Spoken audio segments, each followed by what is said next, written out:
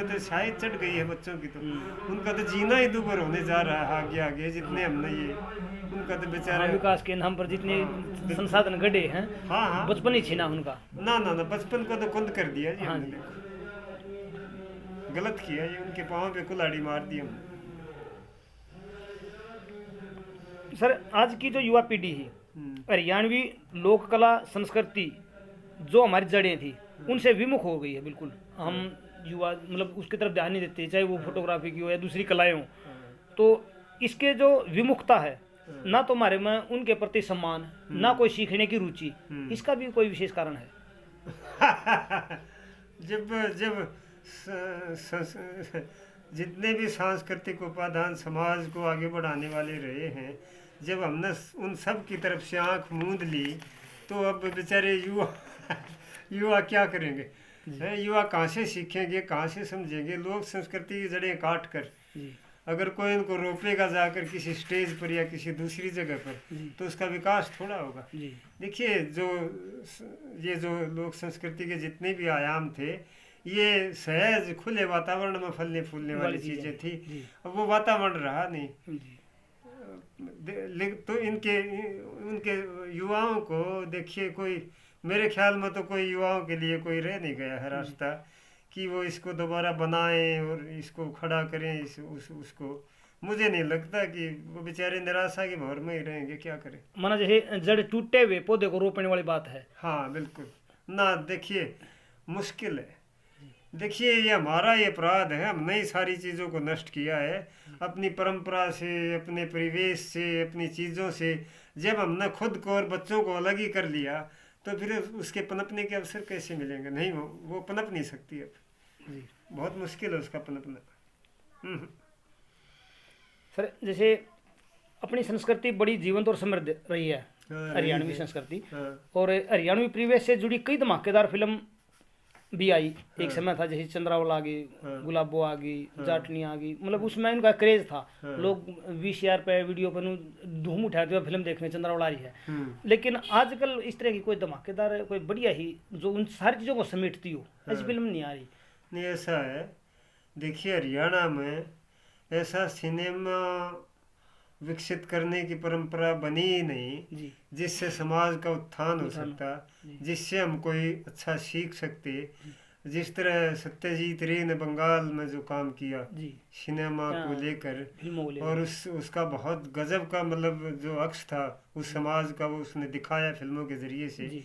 हरियाणा में तो देखिए जो फिल्में एक आध बनी भी अगर, उनमें एक दो उंगलियों पे गिनने वाली हैं कोई ठीक ठाक सी फिल्में। जिस तरह एक बहुत पहले फिल्म बनी थी हरफूल सिंह जाट जुलानी वाला, एक फिल्म बनी थी सांझी।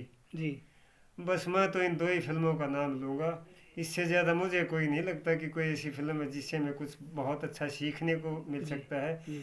उसका कथानक बहुत मतलब भद्दा है, उनके गीत बहुत एक तरह से अश्लील है, अश्लीलता से भरे हुए हैं, और एक साथ परिवार के लोग उसको बैठकर देख तो सकते ही नहीं सपने में भी। हरियाणवी सिनेमा का विकास नहीं हो सका कई कारणों से, मतलब और खासकर वो उससे कुछ कोई अच्छा तो निकल के आया ही नहीं उससे कुछ भी। जैसे प्रभाकर जी थे, उन्होंने थोड़ा बहुत प्रयास किया एक बार, प्रभाकर साहब ने बनाई थी चंद्रावल, वो हरियाणा से जुड़ा हुआ उसका कथानक तो नहीं था, राजस्थान के गाड़ा लुहारों के केंद्रित था उसका कथानक। फिर भी मनोरंजन की दृष्टि से वो अच्छी फिल्म थी, अच्छी थी। लेकिन वो समझदार थे प्रभाकर साहब, थोड़ा जानते थे चीज़ों के बारे में, संस्कृति को समझते थे, हरियाणा को जानते थे, उनके विचार बड़े दूसरी तरह के थे। अब वो दूसरे विचार उनके जो आगे आने वाले लोग हुए, उनके विचारों को उन्होंने नहीं पकड़ा, नहीं उन जैसी फिल्में बना सके वो। सर एक प्रश्न है हमारा, जो आजकल के कलाकार हैं, आजकल गली गली में ना चौवन्नी छाप गायक और कलाकार हरियाणवी भाषा संस्कृति के नाम पर जी बिल्कुल ये अश्लील गीत और अपराध वृत्ति को बढ़ावा देते हैं।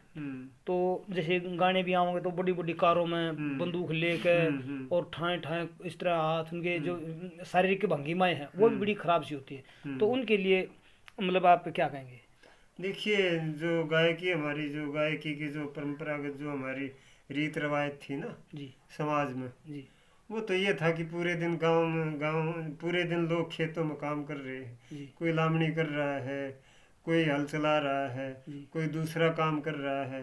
शाम को थके मांदे लोग चौपालों में आते थे, इकट्ठे होते थे और अपने जो लोक वाद्य होते थे, बांसुरी है, गढ़वा है, सारंगी है, भेंजू है, जी ढप है, इनके सारे गा बजा कर वो एक थोड़ा सा अपनी थकान उतार लेते थे। हाँ जी और उसमें भी उस गायकी में जो है ना उसमें कोई कोई अच्छी चीजें थी सारी की सारी। जी हाँ उसमें सात्विक फूडपन नहीं नहीं था, था जी सात्विकता थी जी और ईश्वर से जुड़ी हुई चीजें थी वो सारी जी सारी गायकी की। देखिए ये जो उधार की जब से ये चीजें ली है ना गायकी की जितनी भी नए तामझाम हैं जी इन्होंने समाज का नुकसान किया है जी बहुत ज़्यादा नुकसान किया है, उत्तेजित किया है हाँ युवाओं जी को, चाहे वो बिल्कुल गीत के बोल हैं, हाँ जी चाहे वो उनका हाँ प्रस्तुति दृश्यांकन है हाँ प्रस्तुतिकरण प्रस्तुति का है जो अंदाज है हाँ वो जी है।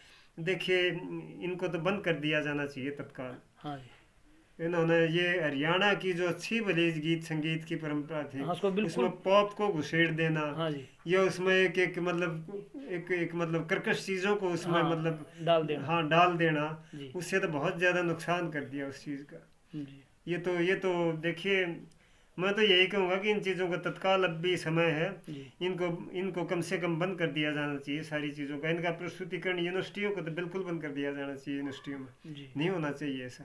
बिल्कुल सर जैसे विकास कुमार गायक है हम्म अटजाता उपाध्याय ने वो मेरे गांव का है हम्म तो मैंने इससे भी इस तरह प्रश्न पूछा ना बोले हमारे सीख रहा कि बोले ये चीज़ चल रहा है मैंने इससे इस तरह की बात पूछी कई बार बैठ के उसके स्टूडियो में हाँ। विकास मतलब किस उद्देश्य से तू ये काम कर रहा है बोले इसका अपनी हरियाणवी संस्कृति बढ़ा है मैंने संस्कृति इसका काम बढ़ा है ना बोला जी डिमांड या है ना ना ना ना देखिए लोग संस्कृति को जो ना ना ना संस्कृति को तो देखिए संस्कृति की सोच तो जो भजनीक थे हमारे जी जो भजन गाते थे जी संस्कृति का रक्षण तो उनमें था। जी जो जो जो जो प्रभात फेरी गाई जाती थी गांव गांव सुबह उठकर जी अध्यापकों की मौजूदगी में, हाँ जी संस्कृति का रक्षण तो उसमें था। उसमें था हर बज गाया जाता था वही प्रभात फेरी में जो हाँ जी ईश्वरीय भजन भजन किए होता था हाँ जी कहे जाते थे हाँ जी उसमें था संस्कृति का रक्षण तो। हम्म, हमारे घर में आंगन में फागुन के महीने में जो वो बेटियां नाच गान करती थी जी उसमें था संस्कृति का रक्षण रक्षण तो। ये शरीर के अंग मटकाना जी ये मतलब और इतने इतने अश्लील मतलब खटिया के कबूतर के ये इस हाँ तरह जी का ये गीत वीत ये कोई गीत है, ये कोई संस्कृति का रक्षण है? ये तो ये धब्बा है हरियाणवी नाम संस्कृति सर के नाम नाम पर पर ये सारी चीजें तो। बिल्कुल अच्छा सर एक कई बार ना हमारी पंचायतें जो खाप पंचायतें हैं वो खाप पंचायतें न रहकर खोप पंचायतें बन जाती हैं जैसे वो एक तरफा फैसले देकर भैया लड़कियों की शिक्षा को लेकर पहनावे को लेकर उनकी जीवन शैली को लेकर तरह तरह के प्रश्न चिन्ह खड़े करती हैं। तो आज के जो दौर है जैसे टाइम बदल रहा है तो उसके आधार पर ये चीज़ें कितनी सही हैं?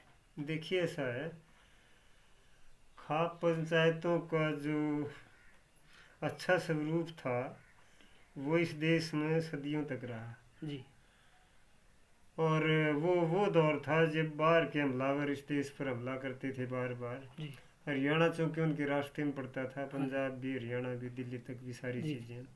तो खाप पंचायतों ने उस ज़माने में कम से कम हमलावरों से लड़ाइयाँ लड़ी थी, जी समाज की रक्षा करी थी, देश प्रदेश की रक्षाएं करी थी। जी देखिए जो थोड़ी कुछ ऐसी चीज़ें चल गई हैं समाज में जिसमें जिसमें देखिए आप तो एक बात तो मानेंगे ही कि कुछ ऐसा हो गया है कि देखिए जो भले लोग पंचायतों से जुड़े हुए थे ना उनमें तो अब कोई जिंदा नहीं रहा बिल्कुल।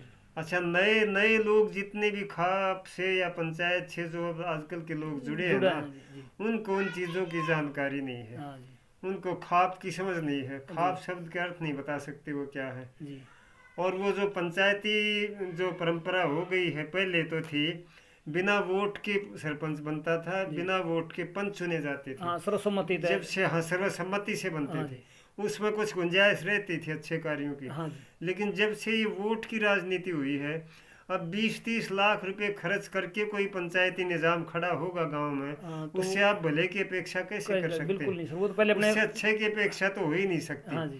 और दूसरी बात, जहाँ तक ये जो तानाशाही जो आदेश जारी करने वाली बात है, मेरे ख्याल से जो असल खाप पंचायत वाली प्रणाली से जुड़े हुए लोग हैं वो इसके करीब नहीं हैं, वो इसको पसंद भी नहीं करेंगे, वो इसको बढ़ाएंगे भी नहीं, और समाज की नुकसान करने वाले जो भी आदेश हैं वो पारित नहीं करेंगे। मेरे ख्याल से जहाँ तक ये इसकी बात है, ये जो जो खासकर नए युवक अपनी मर्जी से जो ये विवाह शादियाँ करते हैं, ये प्रेम विवाह की जहाँ तक बात है, देखिए मेरा अनुमान ऐसा है, हमारे देश की विवाह परंपराएं बहुत अच्छी रही हैं। मेरा विचार ऐसा है कि लड़के को भी और लड़की को भी मेरे ख्याल से माता पिता की अनुमति और पूर्व अनुमति से ये काम करने चाहिए, ताकि ज़्यादा बखेड़ा ना खड़ा हो। मेरा अनुमान ये भी है कि एक आध अपवाद को छोड़कर लड़के लड़की की जो उनको मारने का जो विचार बनाते हैं, शायद प्रभावित परिवार करते हैं। कोई खाप उसका आदेश दे तो वो बहुत गलत है। खाप को ऐसा आदेश देना भी नहीं चाहिए, और मेरा अनुमान है कि खाप ऐसे आदेश शायद कम ही दिए होंगे, अगर कोई दिए होंगे तब बाद शुरू होकर घर वालों को तकलीफ होती है बच्चों के इन कार्यों से, शायद वो आक्रोश और गुस्से में उनकी हत्या कर देते हैं। हत्या करना गलत है, उनको हमें ऐसे संस्कार देने चाहिए वो ये कदम उठावे ना, हाँ, कि वो कदम ना उठाएं इस तरह के। और देखिए गांव में तो एक परंपराएं थी, गांव की बहू बेटी सारे गांव की बहू बेटी मानी जाती थी। अगर हम गांव में शादियां और इस तरह के काम अगर युवा मतलब करेंगे तो देखिए वो कोई ठीक तो उसको नहीं कहा जा सकता। ये तो सर मैं जिस गांव में हूँ वहाँ पड़ोस में, हाँ बिल्कुल में ऐसा बुरा लो जाए, हाँ ये कोई अच्छी रवायत नहीं है। अच्छा सर, अगला प्रश्न वही है मेरा, जैसे साहित्य को बांटना, हाँ, मतलब जैसे दलित साहित्य में, हाँ, नारी विमर्श में, हाँ, या पुरुष विमर्श में, किसान विमर्श में, हाँ, इस तरह जो साहित्य को हम बांटते हैं, इससे जो लेखक है उसकी जो सृजन की संभावनाएं हैं वो घटती हैं या कुछ उनको विकास ना, वो तो घटती हैं। देखिए साहित्य को किसी भी तरीके से, चाहे नारी विमर्श हो, चाहे दलित विमर्श हो, चाहे दूसरे विमर्श हैं जितने भी, उनमें साहित्य को बांटने की चीज नहीं है। साहित्य तो स्वतःस्फूर्त एक मतलब एक पूर्णता की है, हाँ, निकलने वाली चीज है हृदय से, मतलब उसको बांटने में तो उसका भला नहीं है, मैं तो उसमें उसका नुकसान देखता हूँ।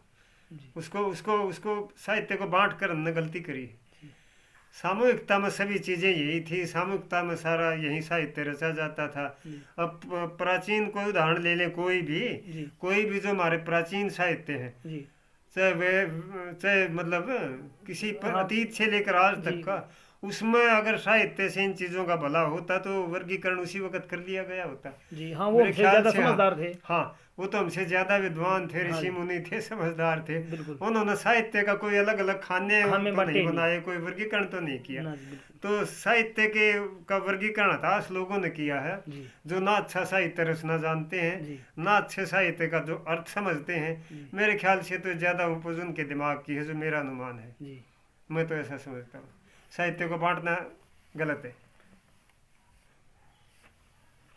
सर, जैसे आपके अनेक चित्र, आपने अनेक सैकड़ों चित्र उतारे होंगे और बड़े सुंदर कालजयी चित्र हैं, और आपके नाम से 3 आर्ट गैलरी भी हैं, जो मेरी जानकारी में है। जैसे कुरुक्षेत्र में है, रोहतक में है, और अपनी साहित्य अकादमी पंचकुला में है। तो आपका ये जो कला कौशल है और हर युवा तक पहुंचे, जन जन तक प्रयास ऐसा किया जाए, तो उसके लिए क्या मतलब इस तरह कोई योजना है आपके दिमाग में, इस तरह सरकार कर दे तो शायद कुछ युवाओं को ज़्यादा प्रेरणा भी मिले, कोई सीख ले? ऐसा है, देखिए कलाओं के लिए जो सरकारी तामझाम है उसमें संभावनाएं नगण्य हैं। सरकारें कलाओं को, कलाकारों को और कला से जुड़े जितने भी चीज़ें हैं उनके लिए कभी सरकारी खाते में उनके लिए गुंजाइश नहीं होती, कभी नहीं होती। देखिए अगर कलाओं के लिए कोई गुंजाइश सरकारी उसमें होती सिस्टम में, तो देखिए कलाओं के लिए कोई न कोई संग्रहालय बनाया जा सकता था, कम से कम, जहाँ कलाओं का दिग्दर्शन प्रदर्शन हो। जो कलाओं से जुड़े जितने भी हरियाणा के हुनरमंद लोग हैं या देश के हुनरमंद लोग हैं, उनके लिए कम से कम वो गरीब हैं, बेरोजगार हैं, कुछ व्यवस्था उनके लिए कोई पेंशन की, कोई उनके हुनर की कदर की कोई व्यवस्था की जा सकती थी, वो उनकी पेट की रोटी चल सके। लेकिन वो बेचारे पीट पीट के कलाओं में जीवन खपा खपा के बेचारे खटोली में पड़ के मर जाए हैं, गड़ सड़कन है। उनको कोई जात पूछने वाला नहीं है, उनको कोई पूछने वाला ही नहीं है। कलाओं का संरक्षण कम से कम हुआ ही नहीं, किया ही नहीं गया, न उनकी सोच है न कोई नीयत है। ये मेरे लिए तो अफसोस की बात है। देखिए कि कलाओं के बारे में थोड़ा बहुत तो किया ही जाना चाहिए था, सोच फिक्र किसी न किसी तरीके से, लेकिन सरकारों से तो मुझे होप नहीं है। मैं तो अपने बूते ही पर थोड़ा बहुत कर रहा हूँ, और न मुझे सरकार से कोई होप है और न मुझे उसका कोई ज़रूरत भी है। देखिए जो कला करने वाले, जो कला से जुड़े लोग हैं, किसी भी तरह की कला से, उसको अपने बूते पर ही करते होते। मैंने तो उनको अपने बूते पर करते देखा है। और जब तक उनका चलता है, जब तक वो कर पाते हैं, करते हैं, जब वो थक जाते हैं तो बेचारे वो बैठ जाते हैं अपने चुपचाप, क्या करें। तो उससे कलाओं का तो नुकसान है बहुत ज़्यादा।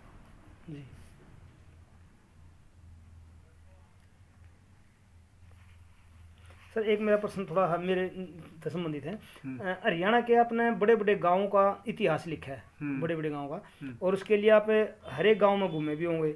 वहाँ अनेक कुएं, बावड़िया, मंदिर, भवन, सरोवर वगैरह आपने खूब देखे हैं, और उनका संबंध किसी का महाभारत से रहा है तो किसी का और पुरानी चीज़ों से।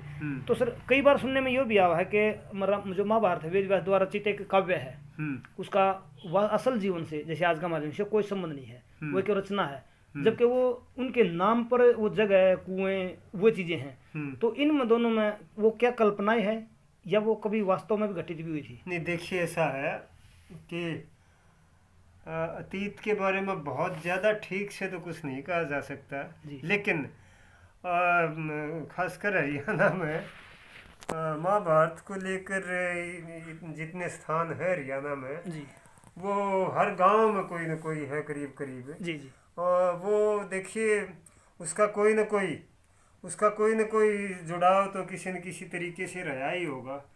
मेरे ख्याल से बिना उसके तो इतने तीर्थ नहीं हो सकती, इतनी जगहें नहीं हो सकती, इतनी कथाएं नहीं हो सकती। और अगर महाभारत नहीं होती एक तरह से, जैसा कि मतलब आपने पूछा है कि उसका जुड़ाव कैसा, तो गीता का जन्म कैसे होता, और कृष्ण ब्रज क्यों होकर यहाँ उसका कार्य क्षेत्र मतलब हरियाणा क्यों होता, और जगहों के नाम उससे जुड़े हैं, मतलब सारी चीज। और इतनी कथाएं हैं महाभारत को लेकर। महाभारत को तो मैं अपना जातीय काव्य कहूँ तो मतलब अतिशयोक्ति नहीं होगी। बिल्कुल। हाँ, क्योंकि देखिए महाभारत ये जरूर है कि जिस रूप में मतलब उसको लिया गया या देखा गया, हो सकता है उसमें कुछ कम ज्यादा रहा हो। मूल महाभारत का कथानक कोई दूसरा बदल दिया गया हो, और उसको थोड़ा सा बाद में कुछ लोगों ने या कुछ कई कारणों से वो थोड़ा स्थूल हो गया हो, बड़ा हो गया हो, वो तो एक अलग बात है। लेकिन महाभारत तो देखिए उसके तो प्रमाण है जगह जगह, उसको हम नकार तो नहीं सकते मेरे ख्याल में, तो लेकिन ही नहीं नकार सकते। ये भी तो सत्य है सर कि वो वेद व्यास द्वारा रचित काव्य है। हाँ, नहीं काव्य तो है, लेकिन वो मेरे ख्याल में तो वो उस पे सत्य पर आधारित लगता है मुझे तो। देखिए मुझे तो ऐसा है, मतलब पहले ये चीजें कल्पना पे आधारित नहीं है, मतलब ये चीजें पहले घटित हुई हैं, तो उन्हीं चीजों को उन्होंने फिर अपनी लेखनीबद्ध किया। निश्चय ही घटना प्रधान है महाभारत तो। उन चीजों को घटा हुआ समाज के लोगों ने देखा, उसको अपने तरीके से लिखा। वेद व्यास ने लिखा, लेकिन बाद में बहुत लोगों ने महाभारत को तमाम भाषाओं में कई तरह से लिखा है। मेरे ख्याल से कोई न कोई तो था ही कोई ऐसा चीज। देखिए ना, अब उसको ये नहीं कह सकते कि वो कल्पना है, मतलब यथार्थ है महाभारत। बिल्कुल। चलिए सर, अपने जीवन का कोई अविस्मरणीय संस्मरण सुना दीजिए। नहीं, ऐसा कोई संस्मरण नहीं फिर भी आप बड़े लोगों से मिले हैं, रमानाथ अवस्थी से मिले हैं, है ना, और ऐसा कुछ नहीं है। मैं तो देखिए तप करना, तपस्या करना, मेहनत करना, पसीना बहाना, या किसी काम को करने के लिए जी जान लड़ा देना, ये तो हमारी परंपरा में मिली ये चीजें तो। इसमें ये तो रोज के अनुभव है। बिल्कुल। कुएं में गिरना, खाई में गिरना, आग में जलना, भाई कुछ ये तो रोज की चीजें हैं। पेट से गिरना, देखिए इसमें कोई इसमें कोई ऐसी चीज़ नहीं है। हमारे बड़ों ने भी तकलीफें उठाई हैं। देखिए कुछ करने के लिए कुछ खोना पड़ता है, ये तो जाहिर सी बात है। बिल्कुल। तो देखिए ऐसा कोई अनुभव रोज के अनुभव है, इतने अनुभव का तो पिटारा है, गठड़ा है पूरा जी। कोई एक मजेदार बता दीजिए ना कि भाई एक बार ऐसे हुआ है या किसी मित्र लेखक से अब मिले हो तो ये घटना वहाँ पे आज तक मुझे याद है। स्मरणीय है रोज का, प्रकृति में विचरण करना रोज के अलग अनुभव है जी। और अब भी गहन है, गहरे हैं जी। और उनसे मुझे बहुत कुछ हासिल होता है रोजाना। अब भी वो रोज के इतने अनुभव हैं कि किसी एक अनुभव को मैं यहाँ बता के अन्य जितने भी अनुभव हैं उनको छोटे नहीं करना वो ज्यादा है देखिए। और वो समृद्ध है जीवन को, वो जोत बढ़ाने वाले हैं सारे अनुभव। वो बहुत अच्छे अनुभव है। मैं तो कहता हूँ प्रभु ऐसे अनुभवों से आज की जो युवा पीढ़ी है उसको जरूर अवगत होना चाहिए और उनको ज़रूर मतलब पक्का होना चाहिए। ऐसे अनुभव आज की युवा पीढ़ी के भी अपना यानी उनके पास भी हों तो वो उनके पास दुर्लभ खजाना होगा, मैं तो ऐसा समझता हूँ जी। अच्छा सर, परिश्रम में और भाग्य में आप सबसे ज़्यादा किसको महत्व देते हैं? जो भाग्य के जो भरोसे लोग रहते हैं उनका भाग्य भी बैठ जाता है, मैं तो ऐसा समझता हूँ। परिश्रम ही भाग्य को बनाता है, भाग्य को बिगाड़ता है। परिश्रम ही भाग्य की सबसे बड़ी कुंजी है। परिश्रम के बिना भाग्य का कोई स्थान नहीं है, भाग्य है ही नहीं परिश्रम के बिना। हाथ की लकीरों में भाग्य नहीं है, हाँ हाथों से हम अपना भाग्य बना सकते हैं। तो जीवन में सफलता का सूत्र एकमात्र वही है कि देखिए प्रत्येक क्षेत्र में सफल होने के लिए तप करना पड़ता है। साल 2 साल 10-20 साल नहीं, सारी उम्र तप करना पड़ता है। देखिए परिश्रम करना पड़ता है, पसीना बहाना पड़ता है, एड़ी चोटी का जोर लगाना पड़ता है किसी कला को विकसित करने के लिए या जीवन को सफल बनाने के लिए। उसके सिवाय कोई दूसरा चारा नहीं है। 1-2 पंक्ति हैं, कहते हैं कि जिंदगी की उसी को था मिली जिसको मंजिल मिली न राह मिली। और कोई।